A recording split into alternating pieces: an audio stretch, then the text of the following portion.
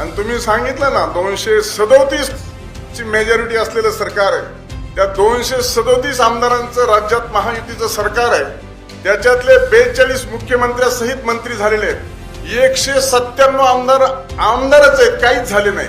मी 288 बदले 287चं काय झालं मला माहित नाही, पण मी 288 आहे, सगळ्या आमदारांचा सभापती आहे.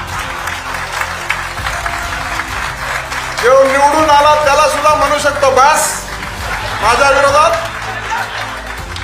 आणि त्याला वेळ द्यायची असली तर मी वेळ दिली ती शिवाय तो सभागृहात उठून बोलू शकत नाही.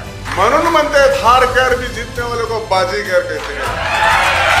डायलॉग चेंज है, हार कर भी जीतने वाले को राम शिंदे कहते हैं.